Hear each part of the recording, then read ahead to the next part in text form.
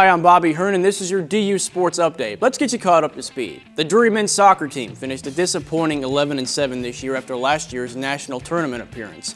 The team's season ended after a heartbreaker double overtime loss to Quincy in the first round of the GLVC tournament. The women were also eliminated in the first round of their tournament by Northern Kentucky. They finished the year at 8-9-2. We've got a theme going on here. Drury volleyball also ousted in the first round of the conference tournament by 11th-ranked Lewis. The loss ended the team's best season since moving to Division II with an overall record of 22-13. Another team with high expectations this semester is the Panthers basketball squad. Here's an up-close look at what to expect from them in the months ahead.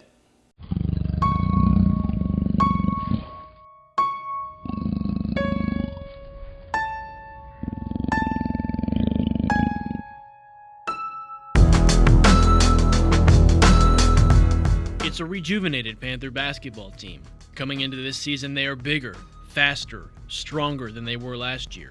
Yet their biggest asset may be their versatility. We think it's our deepest team since my first year. We'll probably play 10 every game, and we kind of want to make it a battle of endurance and get up and down the floor and have a lot of possessions. Coach Hesser returns a core of 6 players from last year, but one of the new names you might want to remember, senior Division I transfer Jawan Maxwell. To give you an idea of his game, he's 6'6", 220 pounds, and quick. We're going to go into every ball game, every night trying to, do the little things and also, be aggressive and force the issue rather than waiting and see what the other team does.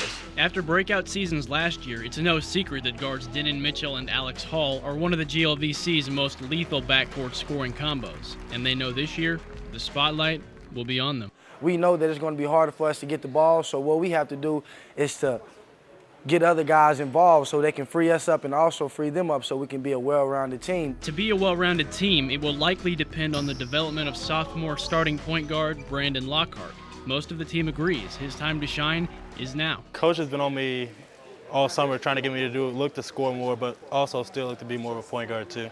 That was right that time. You played it, didn't you? Just like you're supposed to. Huh? A good job. Drury is picked to win the GLVC West this year. For most, expectations are high, but for Coach Steve Hesser, he prefers keeping his goals simple. I don't say, win X number of games or do this. It's, fall in love with the process and let's get better and let's protect our home floor and, let's give it our best shot at the end of the year. But make no mistake, if players like Lockhart, Mitchell, and Hall can carry this team, these Panthers could end up playing their best basketball deep into the national tournament. With the new arena, we got new guys, new talent, so we're trying to take DU basketball to new heights.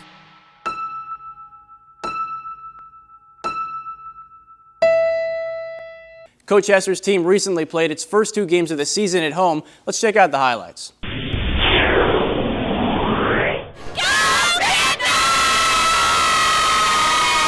The Drury men's squad hosting Upper Iowa in their season opener. There's a lot of talent on this Panther team, and on cue, Denon Mitchell nails the triple to open the season in the new O'Reilly Center. Speaking of new, Alex Hall showing off a new addition to his game. He drives the lane for 2 of his 23.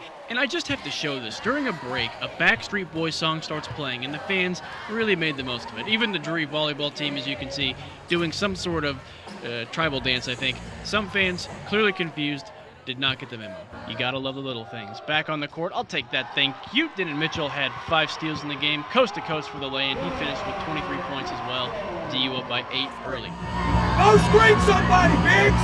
Hey, and Coach Hesser asking for defense, and Chris Parks obliges. Check out this sequence. Sam Elgin, CP says you were not invited, sir. He had 10 boards, by the way. Junior transfer Daquan Brown with a finish. Panthers up by 14 at half. There was another team in this game, Matt Leeson of Upper Iowa trying to give the Peacocks a chance. He had a game-high 28, but it just wasn't enough. Brandon Lockhart had 12, and Jawan Maxwell, 16 points in 14 minutes. None louder than this one. Drury rolls 88-69, their first win in the new O'Reilly Center. Denon Mitchell and Coach Hesser. Me and Alex were able to get some shots tonight, and one thing teams have to realize is that they have to guard both of us. And so that leaves disadvantage on the offensive end, and we also got to work hard on the defensive end. So our play tonight was pretty good. I thought our energy and our aggressiveness defensively, we got a lot of steals, and that allowed us to get out in transition. It was just a nice atmosphere for the first game, and I hope the fans like what they saw and want to come back and watch us play.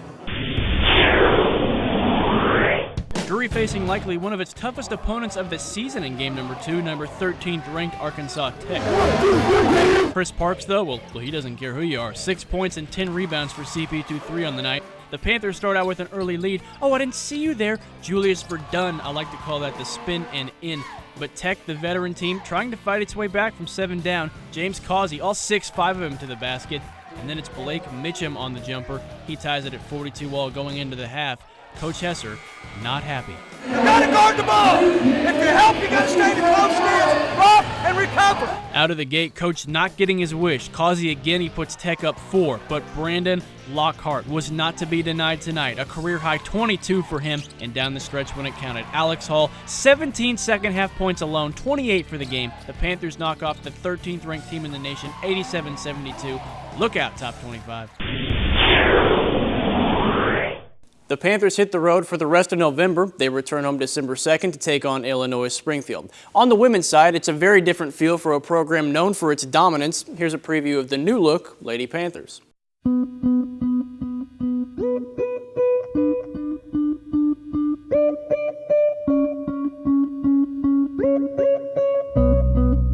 Despite once again being picked to win the GLVC West, there are many questions surrounding the Drury Lady Panthers after losing 4 seniors, including its top 2 rebounders and leading scorer. We're not going to have any player that's going to take Lindsey Ballwig or Melanie Oliver's or Caitlin Schaus's place. Hopefully we'll distribute the points better, and as a coach I've got to come up with ways and strategically to put our kids in positions to be successful in doing the things that they do well. The team returns only 1 senior in point guard Janelle Jones, a captain on the team and someone who knows just how important her role will be this year.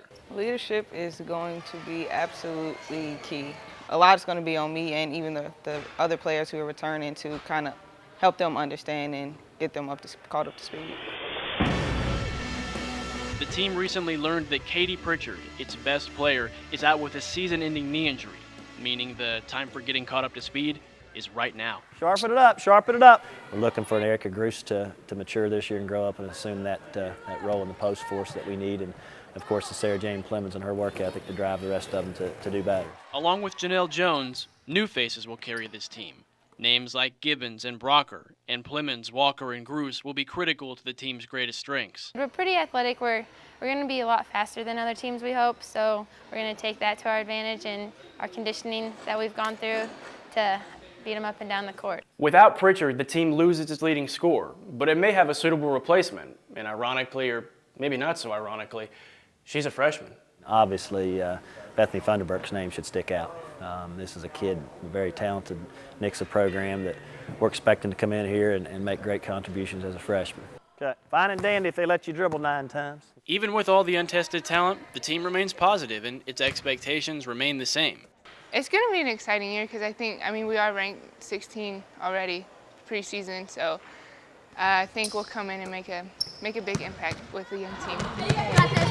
We want to go as far as we can, win conference, get to the NCAA tournament, so that hasn't changed. It's a new era in Lady Panther basketball with new players and a new building. Here I am, 45 years old, and I come in here every day and say, wow.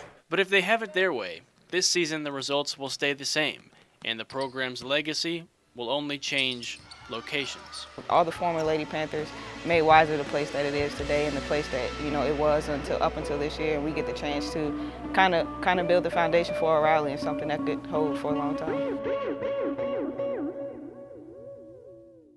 The ladies also recently opened their home schedule with 2 games at the new O'Reilly Center. We were there for both. Let's run the tape. 3, 2, 1. The 16th ranked Drury Lady Panthers hosting number 22 Northeastern State in the first ever hoops contest in the new O'Reilly Family Event Center. Junior Erica Gruce jumps the opening tip, and Drury's Cassie Walker scores the first points in the new arena's history.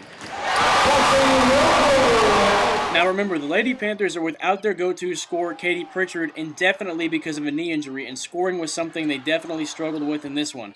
A lot of that credit goes to the Riverhawks' pressure defense as Jasmine Wright steals this one for the easy lay-in, but Drury's crowd trying to keep them in it. Let's go Panthers! Sarah Jane Plemons was a bright spot for Drury, 10 points and 9 boards for her, but as a team, only 14 of 51 from the field, 28% shooting. Jasmine Webb played big for the Riverhawks. She finished with 18 and 11, and it just seemed like every time Drury tried to make a run, Northeastern would answer. Late in the second, it's Webb again. 35 turnovers between these two teams, but Northeastern does pick up the win 52-39, the first ever in the new O'Reilly Center. The Lady Panthers hosted William Jewell on Tuesday night, looking for their first win of the season in game number 2.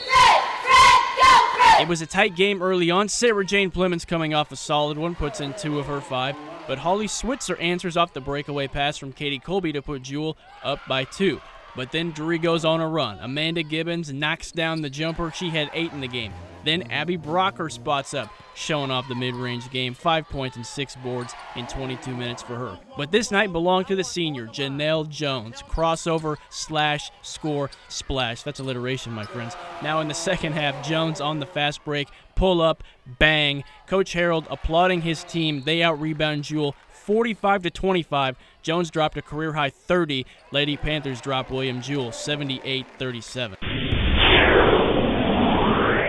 It should be an interesting year for the ladies. We'll have full coverage of both teams and the rest of Drury athletics during the entire semester. Until then, I'm Bobby Hearn. We'll see you in a month or so. And of course, as always, enjoy the reruns. Back to you, ladies.